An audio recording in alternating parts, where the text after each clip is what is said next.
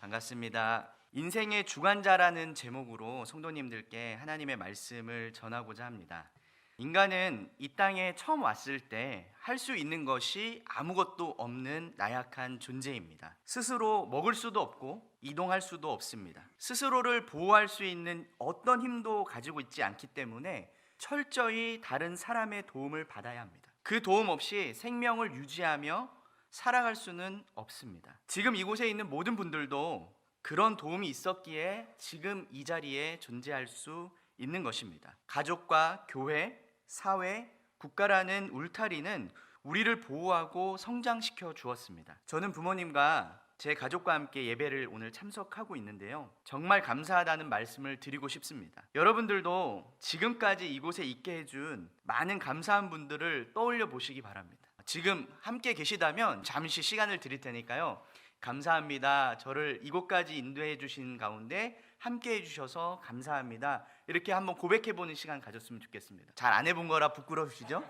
괜찮습니다. 여러분들 가족, 또 여러분 양옆에 계시는 교인분들에게 그렇게 한번 나눠볼까요? 감사합니다, 여러분들 때문에 이곳까지 왔습니다. 우리가요, 자주 이렇게 서로를 위해 우리의 마음을 고백할 수 있는 서로가 되었으면 좋겠습니다.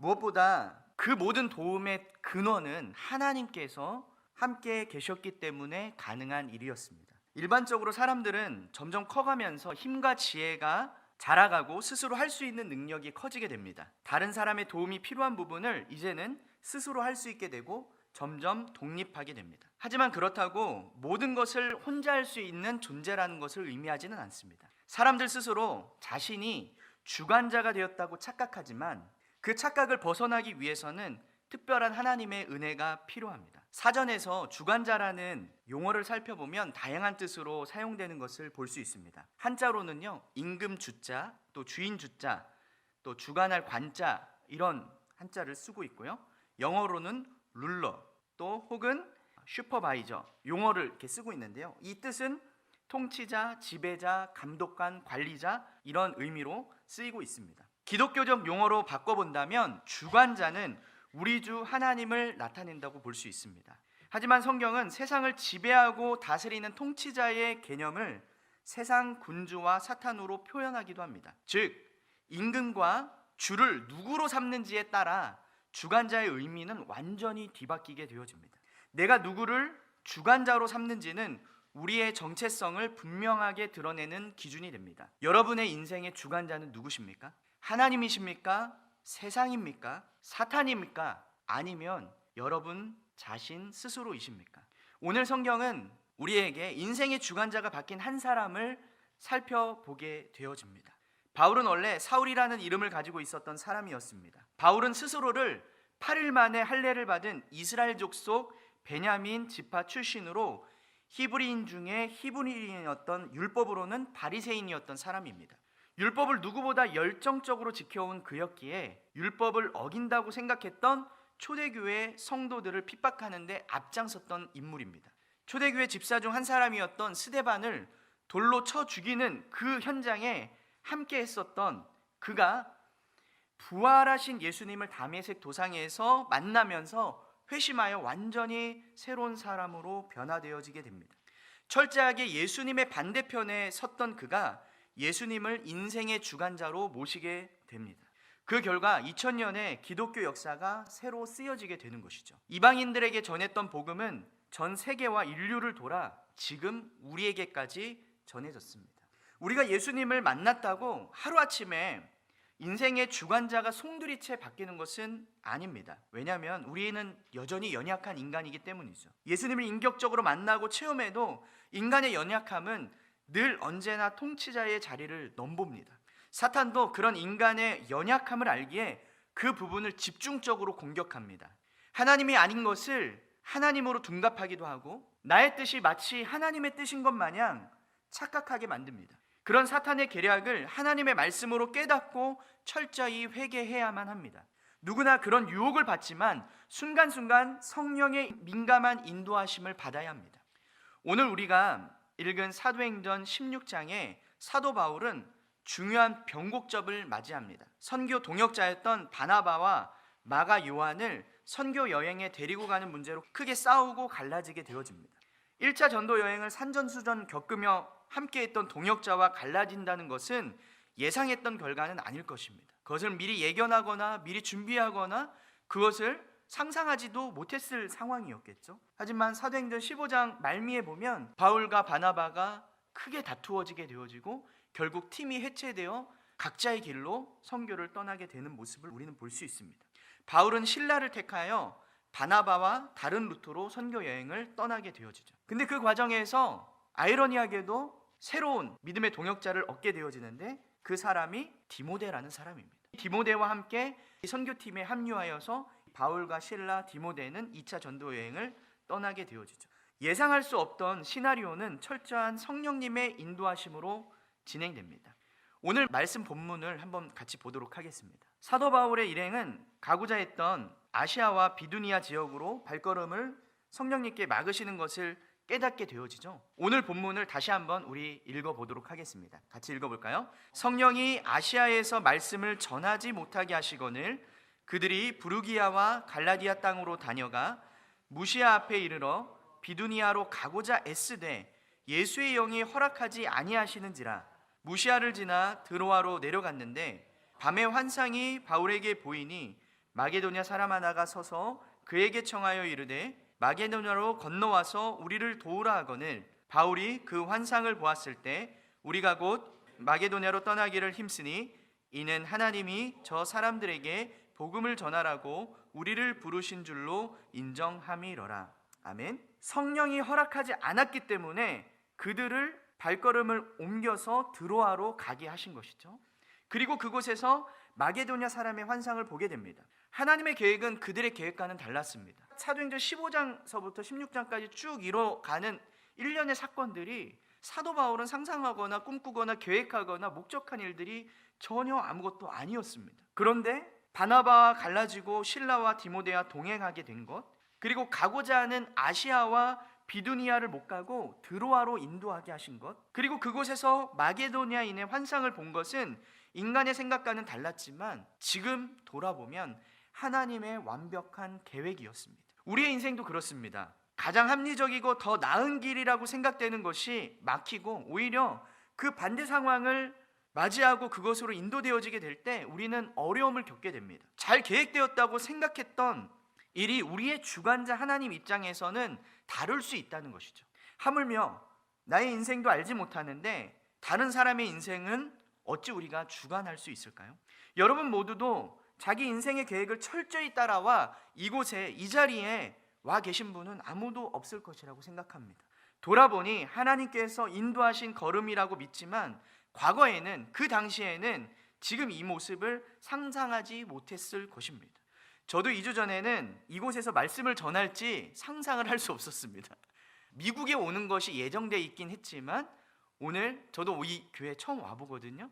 이 교회 처음 와서 처음 맞이하는 성도님도 오늘 목사님도 처음 뵀습니다. 오늘 제가 이 자리에서 말씀을 전할 거라고는 2주 전에는 전혀 상상하지 못했는데 지금 저를 이 자리로 불러주셨죠. 분명 하나님의 계획이 있었기 때문에 이곳에 와서 여러분들에게 하나님이 하시고자 하는 말씀을 전하고자 하셨다고 저는 확신합니다.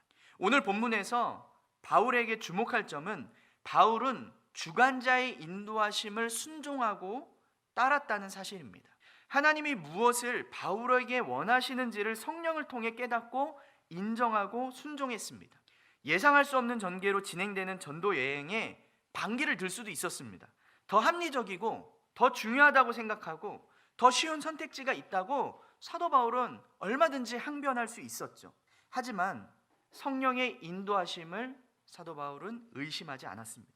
그리고 그 길을 선택했습니다. 바울이 그 환상을 보았을 때 우리가 곧 마게도냐로 떠나기를 힘쓰니 이는 하나님이 저 사람들에게 복음을 전하라고 우리를 부르신 줄로 인정함이러라 라고 성경은 기록하고 있습니다.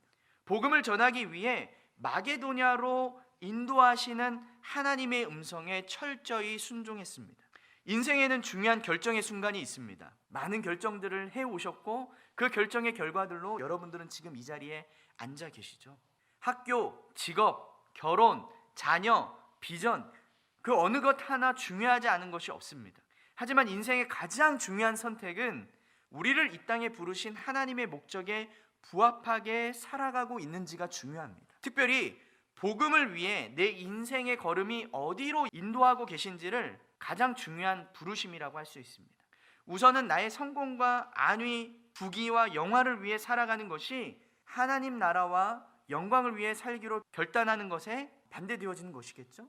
그렇기 때문에 우리는 우리의 안위와 우리의 평안과 우리의 목적과 비전이 아니라 철저히 하나님이 무엇을 우리에게 원하시는지에 대해서 먼저 하나님을 깊이 경험하고 만나야 합니다.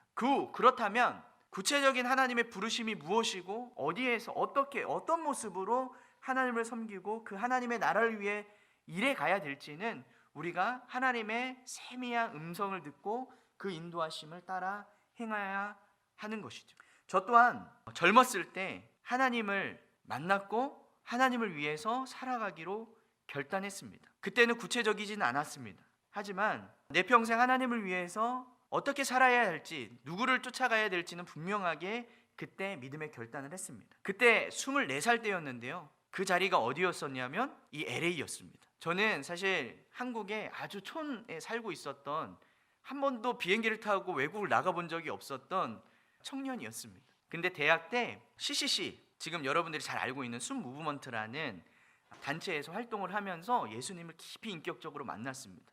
하나님께서 저에게 비전을 주시고 꿈을 주시고 소망을 주셔서 이 LA에서 훈련을 받을 수 있는 선교 훈련 프로그램 스틴트라는 것이 있었는데 그때 저를 보내주셨어요. 사실 뭐 외국을 제대로 나가본 적도 없었고 대학 때 비로소 처음 비행기 타고 해외 선교라는 걸 처음 가봤던 저에게 해외를 나가서 1년 동안 살면서 선교 훈련을 받고 외국인들을 만나서 선교를 한다는 것은 쉽지 않은 결단이었습니다. 저에게도 쉽지 않은 결단이었지만 부모님에게도 쉽지 않은 결단이었습니다. 그런데 하나님의 은혜로 저를 보내주셨고 제가 미국에 와서 LA에서 그때 당시에는 KCCC였죠.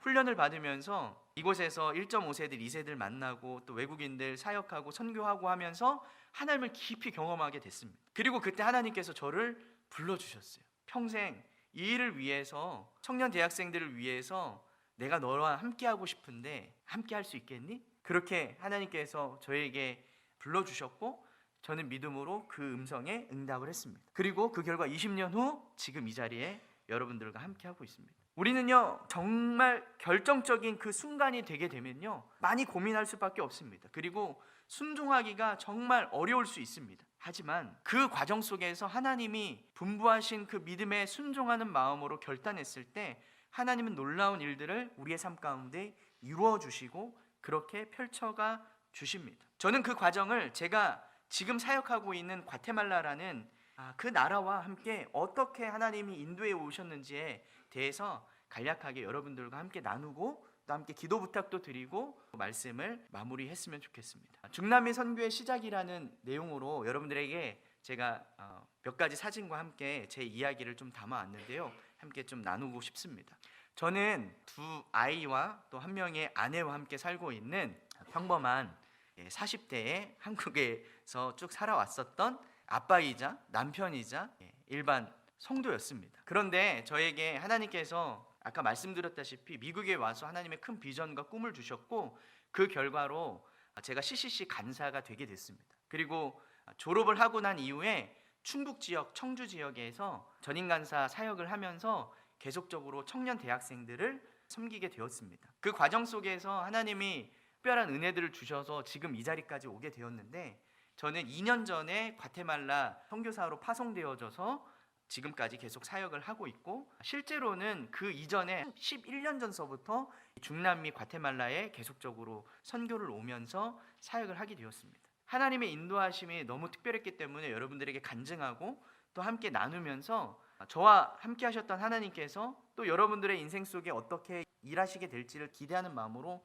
함께 이야기를 나누고 싶습니다. 저는 청주와 제천에서 사역을 했고 본부 선교국에서 사역을 하면서 계속적으로 선교하는 삶을 살았습니다. 청년 때서부터 방학 때마다 선교를 가게 됐고 많은 선교지를 섬기면서 하나님께서 저를 불러주신 이후에 그러면 제가 어디에서 어떻게 주님을 섬겨야 할까요? 라는 그 질문에 하나님은 다양하게 저의 삶을 인도해 오셨습니다. 그러다가 2012년 제가 간사 사역을 한참 하고 결혼한 지 얼마 되지 않았던 그때에 하나님께서 한국 CCC에 새로운 결정들을 하게 하십니다. 그게 무엇이었냐면 한 번도 가보지 않았던 중남미라는 선교지에 사람을 파송하고 보내는 일을 하기로 결정을 합니다. 제가 결정한 건 아니고요, 저희 선교단체가 결정을 하게 됩니다. 그런데 중남미를 가본 사람이 아무도 없었고 정보도 없었습니다. 분명한 것은 그때 당시에 중남미에 여전히 저희와 동일하게 사역하고 있는 현지 간사들이 있었기 때문에 그들이 계속적으로 요청을 하고 있었습니다. 한국 CCC에 우리에게 와서, 마치 마게도니아 환상처럼 우리에게 와서 우리를 좀 도와달라고 여러 해 동안 계속적으로 요청을 하고 있었습니다. 그런데 엄두가 나지 않았죠. 가본 사람도 없었고 특별히 한국에서 중남미에 대한 정보는 정말 없었습니다. 가까이 사시는 LA에 사시면도 불구하고 과테말라가 어떤 나라인지, 뭐 먹고 사는지, 어떤 일을 하는지 잘 모르시잖아요. 하물며 한국에서는 어떻겠습니까? 그런데 그럼에도 불구하고 선교적인 하나님의 문이 열려가는 과정 속에서 중남미로 팀을 보내기로 결정을 합니다. 그리고 첫 번째 나라로 과테말라로 팀을 보내게 되는데, 그때 제가 개척팀으로 저와 제 아내, 결혼한 지 이제 1년이 채 안 됐을 시기였는데 단기 선교로 가기로 결단을 하고 가게 됩니다. 중간에 제일 잘생긴 사람이 저고요, 그 바로 앞에 있는 가장 이쁜 자매가 제 아내입니다. 그때 당시에 저희는 이제 결혼한 지 1년 됐고 아이가 없었던 시기였거든요. 그때 하나님께서 누군가가 과테말라로 선교를 가야 되는데 누가 갔으면 좋겠습니까? 아무도 가본 사람이 없습니다. 자원하십시오 하는데 아무도 자원을 안 하죠. 아무리 믿음 좋은 간사들이고 캠퍼스 사역을 열심히 한 사역자들이라도 겁날 수밖에 없죠. 근데 그때 유일하게 제가 아메리카의 대륙에 가본 유일한 사람이었습니다. 저희 한 20명여 명 간사가 있었는데 아메리카, 미국에 가본 유일한 사람이었고, 심지어 그 있는 동안에 하나님의 놀라운 계획 속에 멕시코를 2번 단기 선교를 다녀온 경험이 있었습니다.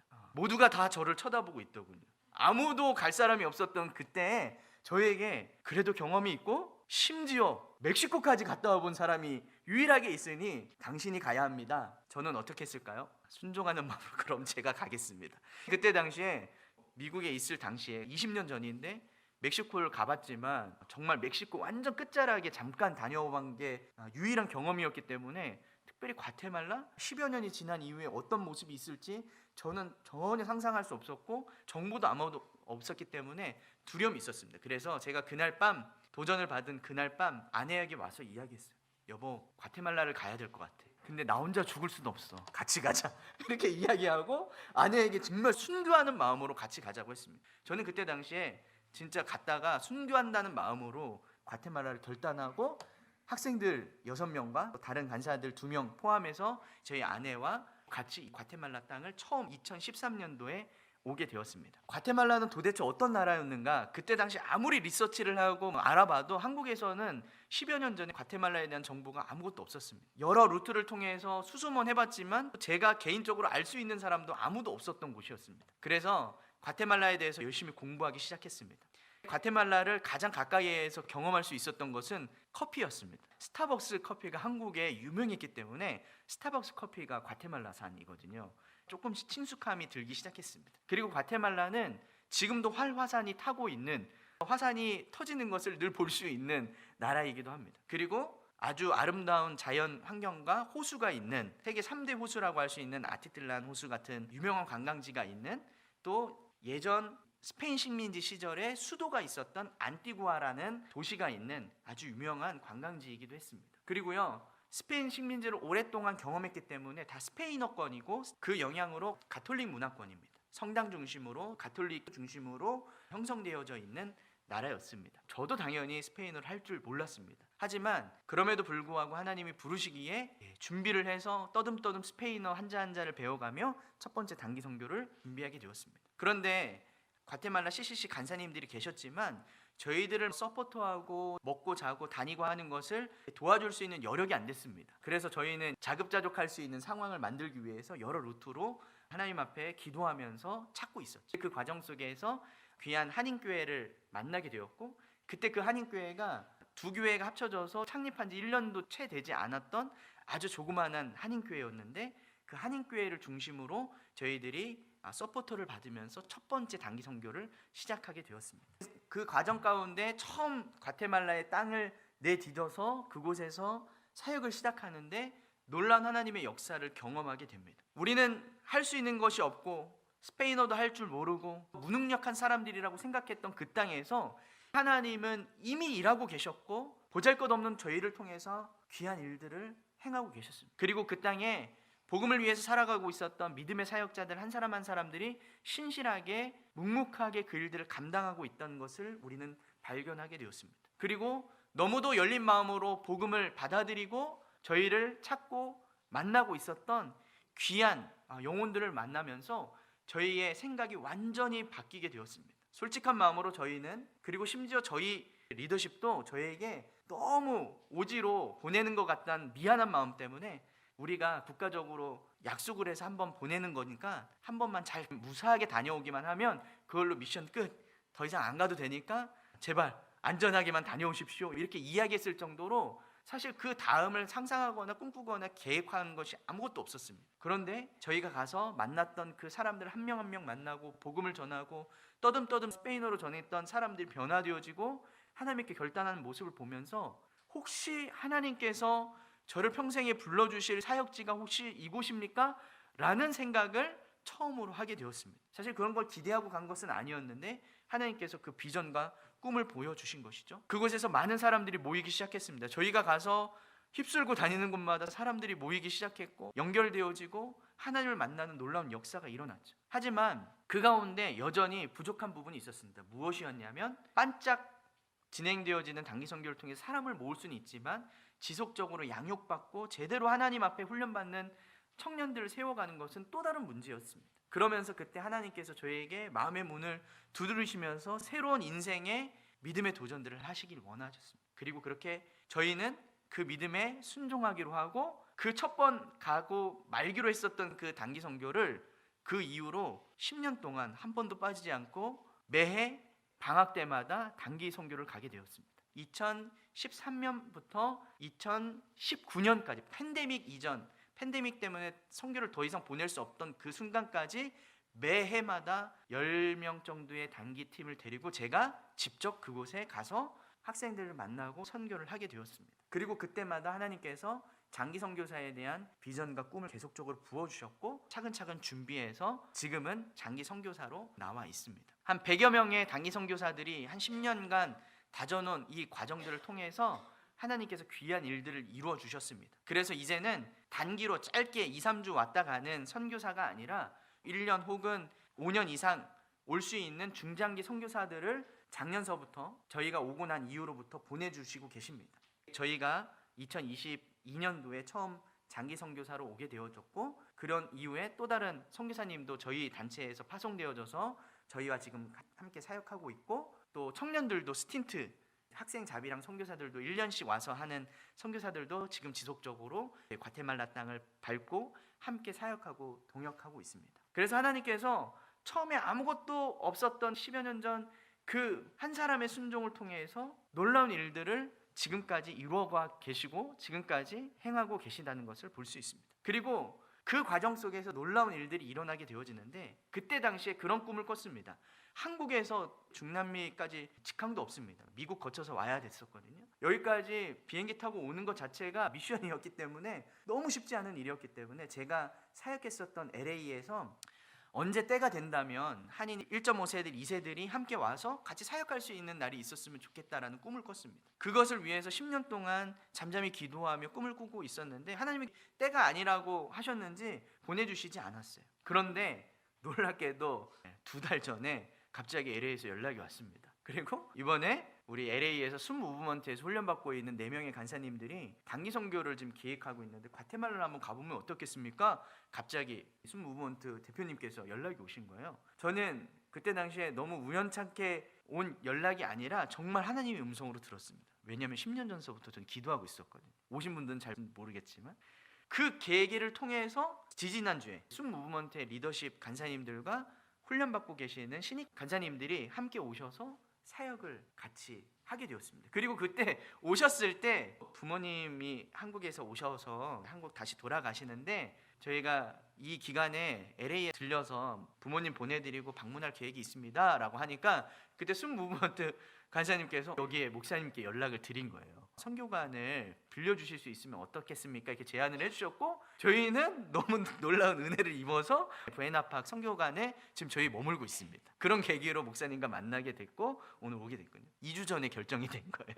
오시는 김에 또 과테말라 이야기도 들려달라고 목사님께서 말씀해 주셔서 너무 감사하게 저를 이 자리에 세워주셔서 제가 지금 이 자리에서 말씀을 전하고 또 함께 이 간증을 할 수 있는 것 같습니다. 그래서 그 이후에 하나님께서 과테말라를 선교적으로 어떻게 새롭게 만들어 가시는지에 대한 비전과 꿈을 보게 되면서 다시 한번 확신하게 됩니다. 하나님께서 이 중남미 땅에 새로운 역사를 이루어 가시기 위해서 지금 일하고 계시다는 것을 저희는 믿고, 또한 그렇게 하나님의 음성에 순종해서 한 발 한 발 지금 나아가고 있습니다. 어쩌면 이곳에 와서 여러분들에게 이런 이야기를 나누게 되는 것도 하나님의 큰 선교적 흐름 가운데 필요한 과정이기 때문에 저를 이곳으로 보내신 게 아닌가 생각하게 되어집니다. 과테말라 CCC 그리고 한국 CCC가 연합해서 사역할 때 함께 서포트하는 과테말라의 한인교회들이 연합해서 지금 청년 사역을 하고 있습니다. 과테말라에는 오래전서부터 선교사님들이 아주 많이 갔습니다. 특별히 미국에 은퇴하신 선교사님들 정말 많았거든요. 그래서